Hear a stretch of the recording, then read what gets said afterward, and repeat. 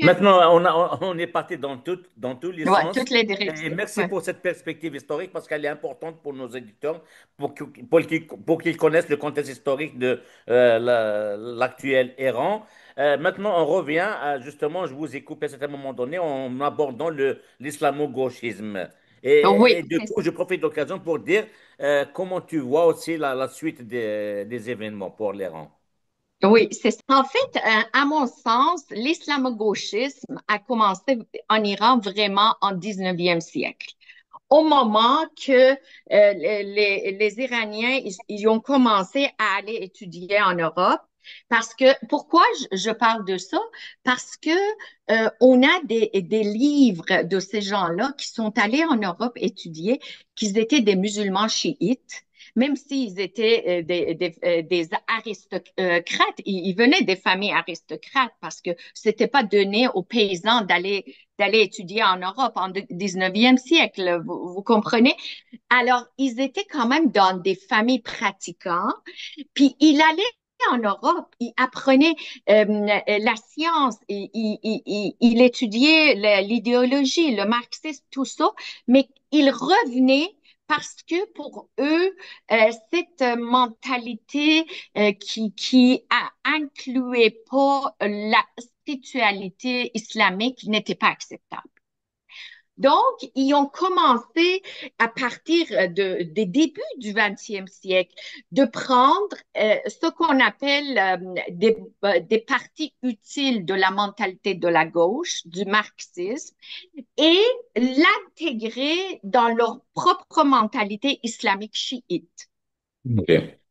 Ça, ça a pris beaucoup de temps, ça a pris beaucoup d'évolution et aussi ça a pris beaucoup de racines très constructives en Iran.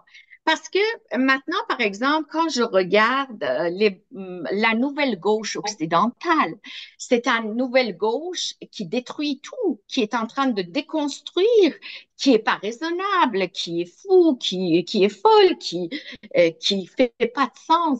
Mais en Iran, quand ces personnes-là, ils ont pris la gauche, la mentalité, puis la philosophie, l'idéologie, ils ont pris les partis qui ont pu intégrer dans cette mentalité islamique pour moderniser le pays. Il ne faut pas oublier que tous les pays musulmans ont été modernisés par le marxisme à part de l'Arabie saoudite et les pays du Golfe, qui est plus américain. Alors, si vous allez dans tous les pays musulmans, il y a été toujours des mouvements socialistes au cours du 20e siècle qui ont essayé de nationaliser les ressources, même le mouvement de Yasser Arafat, même tous ces mouvements, même en Égypte, même en Afrique du Nord, même en Algérie, euh, c'était toujours des mouvements de gauche qui étaient des mouvements décoloniaux d'abord, puis après des mouvements qui ont nationalisé les ressources, puis après des mouvements qui ont modernisé les sociétés. Alors, ça a pris ici dans les pays arabes et c'est fait des décennies plus tard. En Iran, ça a commencé au début, tout début du 20e siècle.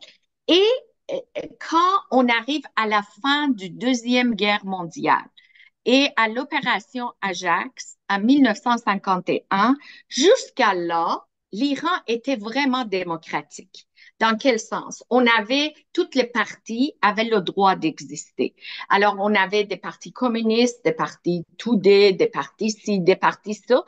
Euh, et quand c'est arrivé l'affaire d'opération Ajax, les Américains, apparemment, il faut que je dis en anglais, to the best of my knowledge, à ma meilleure connaissance à date, c'était des Américains qui ont obligé le Shah de, de finir avec la Constitution, dans le sens que ça existait toujours le Parlement, mais c'est devenu une affaire décorative et que le Shah doit prendre tout le pouvoir politique, lui à lui, toute seule, et qu'il doit abolir toutes les partis politiques à partir C'est de bizarre, 1950. c'est bizarre, c'est bizarre.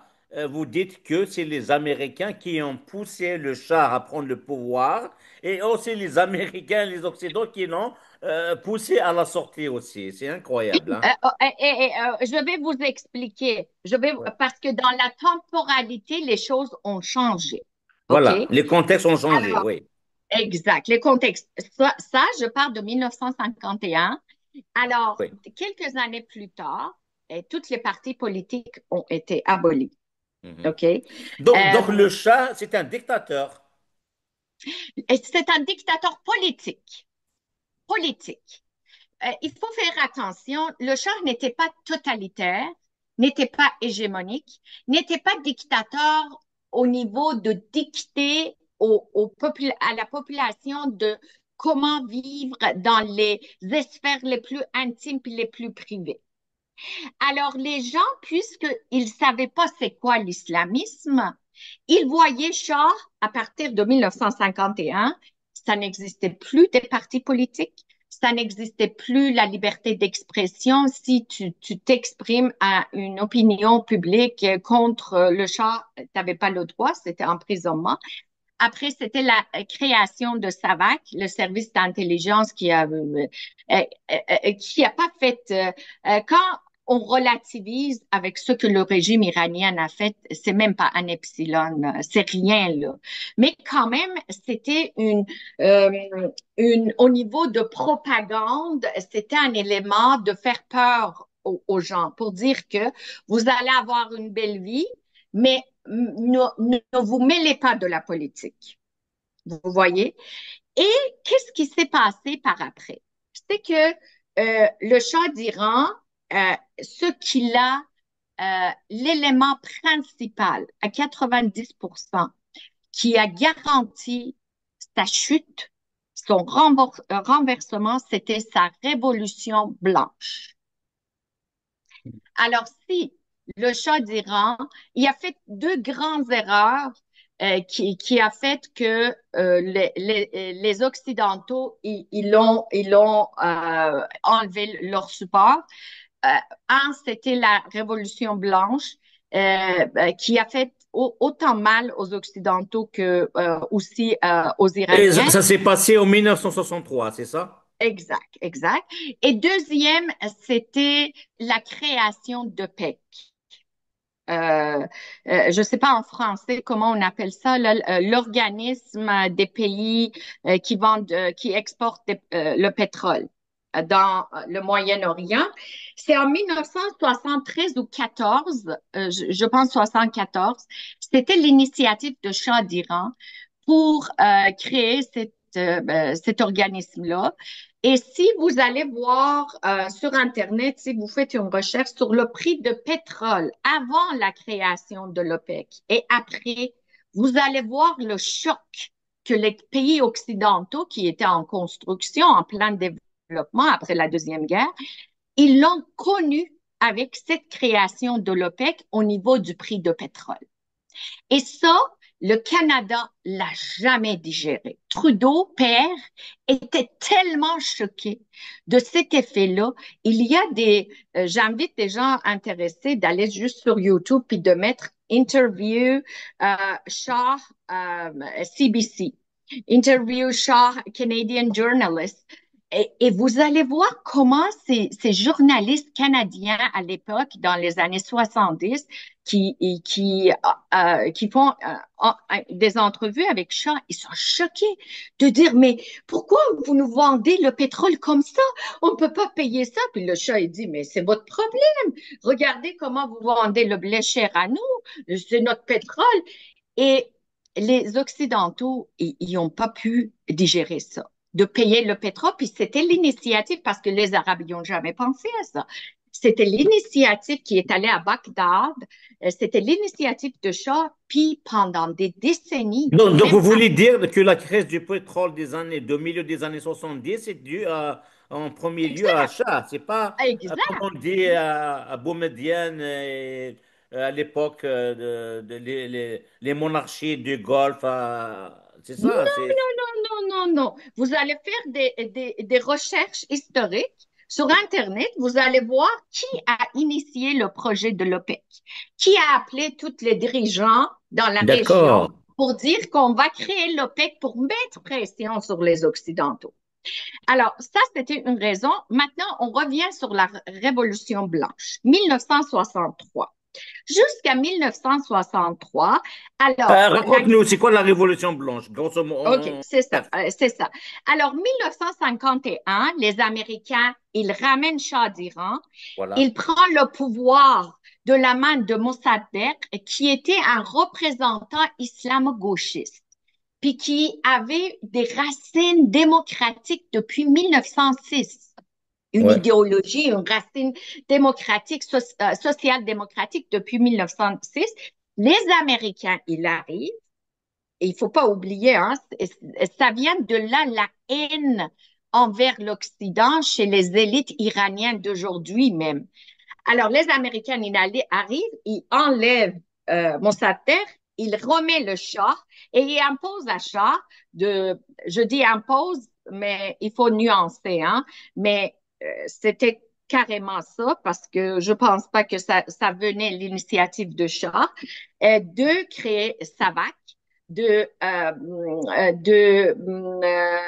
dissoudre toutes les partis politiques et d'enlever la liberté d'expression qui existait depuis 1906. OK? Et là, en Iran, nous, on a un proverbe, je m'excuse d'utiliser ce mot-là, mais c'est très important de dire ce proverbe-là. Euh, on dit les mouvements de gauche, il faut les laisser toujours les parler. Les mouvements. Mondana, juste pour vraiment, merci beaucoup parce que vous nous avez donné beaucoup d'informations sur l'histoire de l'Iran. Vraiment, moi, je suis ébahi par le fait que vous avez dit que la haine des Iraniens envers l'Occident, en fait, a tenu ses sources, sa racine de 1951. 51. C'est incroyable, là. Donc, Oui, parce que les États-Unis a voulu mettre fin au processus démocratique en Iran, c'est ça, en installant mais Mais le Shah. parce que les Américains, ils s'en foutent de la démocratie. Les Américains, ils voulaient pas voir le bras droit de Staline au pouvoir. Staline, c'était l'Union soviétique. Parce que c'était comme ça que la guerre froide a commencé. C'est par En fait, l'opération c'était le Ajax. concept du début de la guerre froide, c'est ça. Exact. C'était à partir de ce moment-là que la guerre froide, parce que avant les Américains ou Staline, ils pensaient pas que la guerre froide va commencer ou va exister. À cause de cette opération-là, les deux pôles, ils sont rentrés dans la guerre froide, vous voyez. Donc, l'affaire, c'est que les Américains, ils pensent à leur propre intérêt. Si la démocratie dans un pays fait leur intérêt, ils vont aller pour la démocratie. S'ils ne font pas leur intérêt, ils vont pas y aller. Il faut pas avoir cette illusion, il faut se délusionner que Tout à fait. C'est ça ils la sont, réalité, c'est malheureusement. ça. C'est toujours les intérêts qui priment Tous les avant pays, tout. même la France, même l'Europe, même le Canada, des fois, on est étonné pourquoi le premier ministre canadien, il dit par exemple que les valeurs canadiennes sont des valeurs islamiques parce que ça fait leur intérêt.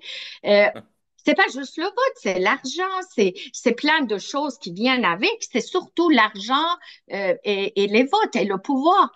Alors, je retourne sur Ouais. l'histoire. 1951 est enlevé, le chat revient, le chat il ferme tout, mais et il emprisonne même si c'était pas tant. Parce que les gens, ils vont me dire, oui, mais Shah, au maximum, il a emprisonné depuis 1951 jusqu'à 1979, il a emprisonné 800 personnes. Puis le régime islamique a emprisonné 500 000. Puis il a tué 50 000, tandis que Shah a juste exécuté 50. Je comprends, quand on relativise, ça n'a rien à voir avec le régime. Mais l'affaire, c'est que ça a donné des arguments aux Français, aux Britanniques, aux démocrates américains pour provoquer l'opinion publique, pour que les gens ils se lèvent pour la révolution islamique de 1979. Vous comprenez? Mhm. Alors, Là, 1963, à partir de 1951 jusqu'à 1963, le seul ennemi que Shah avait en Iran, c'était des communistes, des léninistes, des marxistes. OK? Mhm. Les religieux y étaient à côté du Shah, comme c'était la tradition Mhm. depuis 1100 ans. Même on a des discours de Khomeini qui vient dans ses prêches de vendredi, il dit, un pays sans char ne peut pas exister. Moi, j'ai besoin d'avoir mon char. Imagine, c'est Khomeini qui dit avant 1963. 1963, euh, Shah d'Iran arrive avec un mémoire qui est la Révolution blanche. Dans ce mémoire-là, Pourquoi il l'a il appelée donne, Blanche? Pourquoi il l'a appelée Blanche? je sais pas, Ouais. je sais pas. Comme nous, en fait, moi, j'ai pas lu ailleurs. Moi, personnellement, j'appelle la révolution de 1979 la révolution noire. Parce que le symbole du chiisme islamiste, c'est la couleur noire. Comme on voit Hezbollah, comme on voit le turban des Le- leaders. Le symbole de l'islamisme sunnite, c'est la couleur verte et chiite, c'est noir. Fait que moi, j'appelle la révolution de 1979 révolution noire. Alors lui, il l'a appelé Révolution blanche. En 1963, il arrive avec une document, avec une mémoire, dans laquelle il modernise, c'est une modernisation très, très extrême, très violente, imposée par des décrets royaux de très courte durée, par la force, dans une très courte délai du temps qui donnait tous les droits que des femmes françaises ou même pas suisses, parce que les femmes suisses n'avaient pas encore les mêmes droits que Shah d'Iran il donne aux femmes iraniennes en 1963. Euh, il donne par des décrets royaux des droits à travailler, à étudier, à divorcer, à avoir la garde d'enfants, à s'habiller comme il veut, à avoir toutes les choses qui existent par des décrets. Quand les femmes iraniennes, le droit de vote aux femmes iraniennes, quand les femmes iraniennes, au niveau de leur évolution démocratique, puis leur évolution sociétale, ils n'étaient pas encore là. Il n'y avait jamais pensé à aller comme les femmes québécoises que pendant 20 ans, ils l'ont manifesté pour avoir le droit de vote. Les femmes iraniennes rendues 1963, elles n'avaient jamais pensé qu'ils veulent avoir le droit de vote. Alors, ils se réveillent un matin, ils ont tous les droits qu'elles n'ont jamais demandé, hein. Et, et ça, il met toutes les religieux et tous les hommes iraniens sur le dos de Shah. Pourquoi? Parce que c'était complètement contre la religion. C'était inacceptable, pas juste les hommes iraniens, même les femmes plus âgées, même les mères, toute la société qui avait certains que ça se peut pas que les femmes soient, mais les jeunes, c'est sûr qu'ils ont pris ça, ces libertés-là, ces droits-là pour acquis. Mais lui, il a réussi, même l'abolition de mariage, de polygamie. Alors, il a dit non, comme en Occident, juste une femme, juste fait que les hommes puis les religieux, ils se sont retrouvés dans un état pitoyable où ils sont démembrés carrément dans une journée, sans qu'aucun processus démocratique résulte à cette évolution-là. Et ça, c'était un grand erreur parce qu'il a mis toute la société, je peux dire un peu quand même archaïque iranien, sur son dos, qui était la partie traditionnelle de la société, qui n'avait aucune écoute envers les élites communistes, marxistes, léninistes, maoïstes, et qui les voyaient même pas. Alors, la société traditionnelle, maintenant, sont l'ennemi de Shah, plus les élites. qu'ils étaient des élites qui allaient en France, puis qui étaient des grands militants, puis des grands fans de Sartre, puis de Michel Foucault, puis de... Ça, c'est quelque chose. Puis après ça, le deuxième chose qu'il fait dans sa révolution blanche, qui a très fait mal à l'Iran, même aujourd'hui, c'était sa réforme agraire. Alors, depuis 3000 ans, l'Iran était une société semi-capitaliste. On n'a jamais eu des féodales dans le sens du terme qu'on utilise en Europe, où c'était dans le cas en Russie, où c'était le cas parmi le monde chrétien.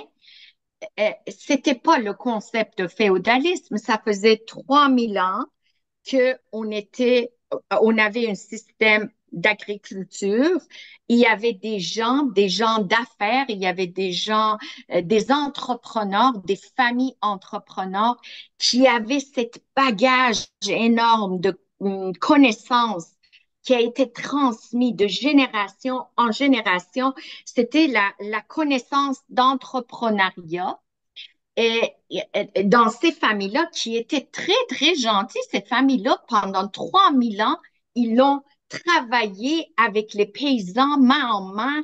C'était des familles très bienveillantes. Alors, Shah, pour centraliser son pouvoir et pour imposer une genre de modernisme socialiste en Iran, pour transformer chaque Iranien en un technocrate. Il a détruit cet système, cette structure sociale qui était là depuis 3000 ans. Parce que pour Shah, un Iran moderne était un Iran où tout le monde sont allés à l'université et tout le monde sont des technocrates. Alors, nous, on n'a pas besoin de faire de l'agriculture. Si on a besoin d'agriculture, on va devenir toutes des scientifiques, toutes des technocrates, toutes des élites. On va avoir assez d'argent pour aller chercher ailleurs dans le monde parce que l'agriculture n'a pas de classe au niveau d'élitisme ou quoi que ce soit. Et qu'est-ce qu'il a fait avec cette réforme d'agricole? Il est allé prendre les terres de ces familles-là, les terres qui étaient, puis ces familles-là qui étaient là, qui étaient des trésors de connaissances, il, il est allé euh, exproprier ces terres-là sans les payer. Il a pris ces terres-là, il les a divisées en petites parcelles et il a donné à toutes les familles paysannes un petit parcelle avec un tracteur pour leur dire, maintenant, tu vas devenir toi-même un entrepreneur. Tu as une petite passerelle, tu vas faire l'agriculture toi-même. C'est pas à cette famille-là de te donner de l'argent ou de te dire quoi faire. Parce que nous, on va on est un pays nationaliste socialiste. Donc, tout le monde doit avoir également des ressources qui existent en Iran. C'était ça sa mentalité. D'accord. C'était une mentalité nationaliste socialiste. Très bien. Donc, qu'est-ce qui est arrivé avec ces paysans-là? Ces paysans-là, pendant des siècles, ils étaient des familles qui héritaient la même fonction génération après génération. Ils n'étaient pas des entrepreneurs. Ils savaient pas comment faire tout le projet par eux toutes seules. Puis tu le sais, en islam, dès qu'on a assez d'argent, assez de biens pour pouvoir aller à la Mecque, l'islam, il dit, il faut que tu prends ton bien et aller à la Mecque pour faire le pèlerinage. Ça Ouais. devient wajib, ça devient obligatoire. Alors, ces paysans-là, qui n'étaient pas des entrepreneurs, qui n'avaient pas de connaissances, qui ne savaient pas qui n'avaient pas de vision, qui ont été Qui n'ont pas toujours le des savoir, qui ouvriers, n'ont pas le savoir il n'y a scientifique. pas de savoir-faire, qu'est-ce qu'ils font? Dès que Shah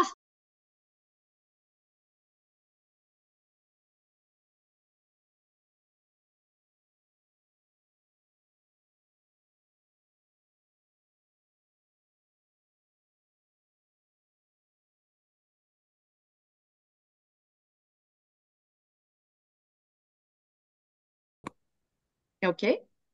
Alors, à un moment donné, tout le monde a hypothéqué. Hypothéqué, c'était des phénomènes comme. C'est pour ça que la dictature politique, quand il n'y a pas d'autres cerveaux qui est là pour consulter puis, et accepte aucun d'autre avis, puis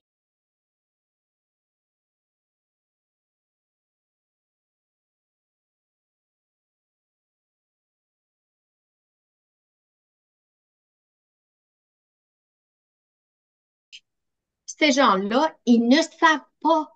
Il connaît pas les fournisseurs, il connaît pas ils n'ont aucune connaissance comment faire le travail parce qu'ils n'ont jamais été entrepreneurs.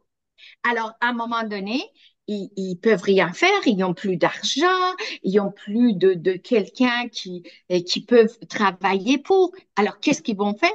Ils vont laisser tomber les terres, ils vont venir immigrer vers Téhéran, la grande ville où c'est des villes modernes, des technocrates, tu vois, des technocrates et des élites. Ces gens-là, ces villageois-là, ils arrivent, ils parlent pas bien, ils n'ont jamais été à l'école, ils n'ont pas d'argent, ils sont humiliés par les technocrates, ils sont intimidés, on va se moquer d'eux. Il y a des périodes où même les médias, ils ont commencé, les journaux, ils ont commencé à faire des blagues, de se moquer des gens qui viennent de différentes régions, de leur accent, de leur manque d'éducation, afin de pousser les gens pour aller à l'école puis s'instruire. Mais une motivation négative, tu comprends? Donc, ces gens-là qui sont des êtres humains, qui sont complètement démunis, imagine, ils vont aller dans quel repère? Ils vont aller se réfugier dans les mosquées. Donc Et chez les... ça s'est passé exactement comme l'Algérie, pareil, pareil. Tout le monde est Alors, venu vers ils vont Alger, aller, voilà, c'est ça. c'est ça. Et ils vont Et la aller où? misère sociale Ça, s'installe. je Et quand l'appelle, la misère sociale s'installe, l'islamisme ou l'intégrisme se nourrit ouais, de la misère. exact. Alors, moi, j'appelle ça, c'est un phénomène qui a été causé par le cancer du socialisme, par cette pensée que tout le monde sont égales, on égalise tout le monde. La famille qui était là, que ça faisait des siècles qui étaient entrepreneurs, qui avaient toute la connaissance, qui avaient toutes les ressources. Et il savait que ce paysan-là, il est capable juste de faire cette tâche-là. L'autre paysan, il est juste fait pour cette tâche-là. L'autre paysan, tu peux pas prendre leur terre puis de dire parce que je suis une socialiste nationaliste et parce que tout le monde doit être égal, je prends la terre, je donne une parcelle de terre, tout le monde est égal. Ça ne fonctionne pas comme ça dans la société. Chaque cerveau, chaque être humain est particulier et c'est fait pour un job pareil. Ça, Hmm. puis tu le vois ça, le cancer du socialisme égalisateur qui égalise, qui veut couper tout le monde pour égaliser, pour dire tout le monde sont pareils. Nous, on a vécu ça avec Shah d'Iran d'ailleurs, parce qu'il était un socialiste nationaliste. Là, ces gens-là, ils vont aller, leur repère, ça va être les mosquées. Alors, Et tu après, c'est vois, l'anarchie. Après, c'est l'anarchie, oui. après, non, ça n'a pas été anarchie et ça a été très bien pensé. Même la guerre de 12 jours, ça a montré comment les Iraniens sont quand même très, très stratégiques et très réfléchis. Regarde, ils sont allés dans les mosquées. À partir de 1963, tu vois, les mosquées qui avaient pas beaucoup de monde avant, ça bombe, ça bombe, ça bombe, ça bombe. De plus en plus de monde. Puis Khomeini prêche dans toutes les mosquées. Regardez, avec sa révolution blanche, qu'est-ce qu'il nous a fait? Regardez maintenant les femmes avec les mini-jupes. Aux autres, ils veulent fahsha. Fahsha en arabe, ça veut Ouais, dire ouais. la الفاحشة décadence morale.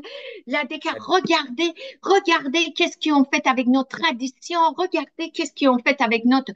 Puis là, les mosquées, ils ont commencé, les religieux, de plus en plus demandent. Moi, je dis, c'était une guillotine que Shah a faite par ses propres mains, sa réforme agraire.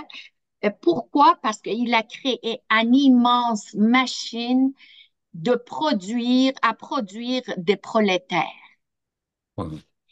Alors, le mouvement communiste, pour que ça avance dans une société, son fuel, son essence dans une société, c'est des prolétaires. C'est pour ça que si, si la société est riche, les mouvements de l'extrême gauche, ils tombent, ils n'ont plus de monde. C'est pour ça que depuis plusieurs années, on voit le mouvement woke, ils vont aller chercher les prolétaires, ils vont essayer de créer artificiellement des prolétaires, oh, chez les femmes avec hijab, ou chez LGBTQ, parce qu'ils n'ont plus de prolétaires économiques en Occident. Mais là, il y avait un char à créer des gros bassins de prolétaires économiques avec sa réforme agraire. Là, les communistes iraniens, les élites, ils l'ont dit, wow, maintenant, nous avons la masse qu'on avait besoin, la masse prolétaire.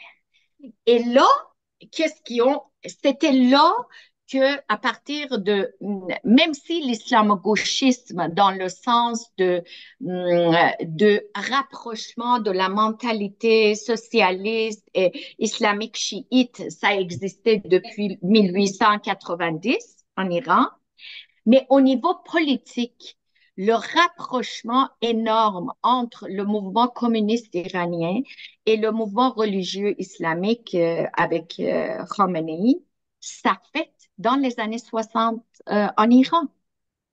Alors, ils se sont rapprochés. D'ailleurs, si vous faites une recherche sur Internet, le parti politique, les Moudjahidines, Moudjahidine Khalq, ça veut dire le Moudjahidine du peuple, a été créé en 1963. Alors, le Moudjahidine du peuple, c'est une doctrine, mentalité staliniste islamique chiite. Mais Mhm. c'est une mentalité tchéguévarienne. C'est très bolchevique, c'est paramilitaire, c'est milice. Que d'ailleurs, Amir Khadir a déjà fait partie de ce mouvement-là, mais il est sorti parce que Amir Kadir, vous voulez dire le oui, chef du parti québécois, là? le cofondateur du Québec solidaire, puis son père est un grand placé, même aujourd'hui, D'accord. dans l'organisation, et son frère, Omid, son frère est deuxième, troisième personne là, de ce parti-là. Alors, c'était un mouvement bolchevique à la Che Guevara, un mouvement paramilitaire, un milice révolutionnaire, mais islamique chiite. Vous voyez? Mhm. Stalinisme, puis d'ailleurs, c'est impressionnant. Hier, justement, je parlais à une amie journaliste, puis je disais, dans le monde, on sait qu'il n'y a plus que 100 000 Iraniens qui adhèrent à ce mouvement-là. 100 000. L'Iran, la population, c'est 90 millions. À peu près 8 millions vivent à l'extérieur et 80 millions à l'intérieur de l'Iran. Donc, on peut dire entre 15 à 25% sont pro-régime, mais le reste sont pas pro-régime. Entre 75 à 85% ne sont pas pro-régime, mais ils sont encore beaucoup plus contre le mouvement des Moudjahidines du peuple. Mais depuis 2 semaines, ici au Québec, on a donné toutes les médias traditionnels. Il a donné le tribune que à Amir Khadir et son réseau de Moudjahidines du peuple. Qui? Les médias, les Qui, médias. les médias québécois, les médias Wow. québécois ici, qui représentent que 100 000 Iraniens sur 90 millions. Mhm. Alors, regardez le niveau d'infiltration, regardez le niveau du militantisme, regardez le niveau de pouvoir d'influence que ce mouvement-là, malgré le nombre, hein, l'hyperactivité qu'il a, euh, Mhm. au Québec surtout, parce que en Amérique du Nord, je sais qu'ils sont très actifs aux États-Unis aussi, mais en Amérique du Nord, leur capitale est le Québec. À un moment donné, ils voulaient ramener leur camp d'Albanie au Québec, puis une chance qu'on a fait des pétitions, puis on a empêché ça. Juste pour vous dire que les racines reviennent dans les années 60. Oui. Condamne à chaque fois que je voulais vous arrêter, je suis tenté de vous laisser aussi parce que c'est important qu'on comprenne un peu l'histoire de Québec, de l'Iran et qu'est-ce qui a fait qu'on est arrivé là où nous sommes. Malheureusement, on a dépassé beaucoup notre temps, mais ça valait la peine quand même. La dernière question que j'aimerais bien vous poser, maintenant, on parle, c'est un moment donné, du retour du fils de Shah, Reza, qui est en France. Et puis, est-ce qu'il a une chance d'abord, est-ce que le régime apparemment ne veut pas qu'il tombe? Et puis, est-ce que d'après vous, il va tomber, le régime des Mollahs? Est-ce qu'il sera remplacé par le fils du Shah ou un autre homme que l'Occident aura choisi probablement? Et sinon, grosso modo, comment Mondana voit l'avenir de l'Iran? En fait, moi, je pense que le régime va s'adapter. Le régime va faire des compromis à l'intérieur. Il va aller vers son aile parce qu'on a deux ailes, une aile qui est réformiste, mais qui est très fidèle aux principes, à la doctrine du régime quand même, mais qui peut avoir des allures un peu plus modernes. Dans le sens que ben, il peut laisser des femmes de dire, OK, tu peux avoir dans la rue une hijab un peu moins strict, mais pour aller à l'école, il faut avoir le hijab, par exemple. Un peu l'inverse de laïcité ici. Et ils vont affaiblir l'aile qui est plus l'aile dogmatique et l'aile très conservateur, conservatrice islamique. Moi, je pense que le régime va s'adapter. Pourquoi? Parce que la France, les Britanniques et les démocrates américains, quand on parle de Trump, Trump, c'est juste une personne. Trump ne représente pas les politiciens américains. Trump est un personnage singulier. On ne peut pas dire les Américains. Trump a fait ça à lui toute seule. Donc, les Américains, que ce soit Joe Biden, en 4 ans, il a versé 100 milliards de dollars au régime. Biden a été un grand. Je comprends que dans politique, sur la scène médiatique ou pour l'opinion publique des commandes des mortels, ils disent, oh, on est des ennemis, mais les démocrates américains, Barack Obama, ils s'entendaient tellement bien avec le régime à 2 reprises. Il a mentionné qu'il préfère de faire affaire avec le régime iranien que l'Arabie saoudite, qui a causé des frictions énormes entre l'Arabie saoudite et Barack Obama, les Américains. Donc, moi, je pense que le régime va survivre parce que les Occidentaux, ils ne voient pas leur intérêt à un changement de régime en Iran. Et ça, c'est malheureux pour le peuple iranien. Et s'ils veulent se libérer, ils sont complètement seuls. Et ils savent que il admire énormément Trump et il admire énormément Bibi Netanyahu. Je sais que c'est pas le cas ici au Québec. Puis les gens ils ne comprennent pas parce que ils sont ignorants sur plein de sujets, parce qu'ils pensent qu'une occasion ça a été donnée pour des soulèvements de la population. Mais au bout de ligne, l'Occident, il s'en fout complètement de la vie des Iraniens ou des Gazaouis ou le droit de l'homme ou quoi que ce soit. Ça revient toujours à leur propre intérêt. Et au niveau de Shah, le fils de Shah, moi, j'ai passé les 21, 22 premières années de ma vie en Iran. J'ai été instruit dans ce système-là et je vois le Shah d'Iran, son équipe. J'ai travaillé avec son équipe de très, très, très proche ici à Toronto. Euh, et à un moment donné, je suis sortie parce que je ne vois aucune évolution. Je ne parle pas de fils de Shah personnellement, mais des gens qui l'entourent. Euh, Depuis des années 70. dans la mentalité de ces gens-là. Alors, la misogynie est toujours là. Il faut faire attention si on laisse les femmes boire de l'alcool puis mettre des mini-jupes ou avoir le droit de divorce. Ça ne veut pas dire que nécessairement, alors, pour le reste, on n'est pas misogyne. Vous comprenez? C'est comme de voir la femme qui est moins qu'un homme, ça existe encore. Puis les Dans la femmes, mentalité, y compris des démocrates, de certains démocrates. exact, exact, exact. Et l'affaire, c'est que les Iraniens sont très, très intelligents. Le fils de Shah, j'ai beaucoup de respect pour lui. C'est une bonne personne. Je l'admire. Il a un grand cœur.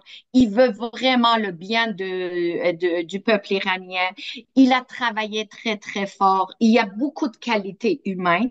Mais l'affaire, c'est qu'il n'a pas les qualités d'un leader. Il n'est pas charismatique. Il est pas, et ça, c'est malheureusement, d'après moi, à mon sens, c'est des choses qui sont innées dans quelqu'un. C'était dans son grand-père qui était un grand leader, un grand transformateur. Mais même son père, dans mes standards à moi, même si son père a fait beaucoup de choses en Iran, il l'a modernisé, je ne trouve pas qu'il était un vrai leader OK. visionnaire, vous OK. comprenez. Donc, je sais pas, les Iraniens, ils sont très, très intelligents, mais c'est sûr que opposition, c'est très, c'est compliqué et le régime est très expérimenté. C'est pas l'expérience de 46 ans, hein, c'est l'expérience de 1400 ans qui vient avec la connaissance collective des religieux sur le pouvoir, la politique et puis les enseignements politiques islamiques. Donc, ouais. Merci, merci Mondana. Mhm. On a fait le tour de tout. On est parti des événements qui ont eu lieu ces dernières semaines, à l'histoire, pourquoi on est rendu là. Et puis maintenant, à les perspectives, vous avez donné votre point de vue sur la suite. Je ne sais pas si vous avez des choses à rajouter. Non, merci beaucoup de me donner cette occasion-là. J'ai beaucoup apprécié, puis ça va être toujours mon grand plaisir. ميرسي ميرسي أتوا موندانا. أكيد نسافة جران نبتدي وزكي تعطل ما أنا معنا يسوات سورا نشكر نبوي دكاكير أمسلاي فوطاس نتكتي وين يشدن فانا كيتسي دينا كثورة ليران دواني عدان دواني دي سدون سمورلين مسا موندانا جافاني سيان مليل ذوذ ما ونظام دي سنتاني ظنا وديني قيمة ثلويث Merci.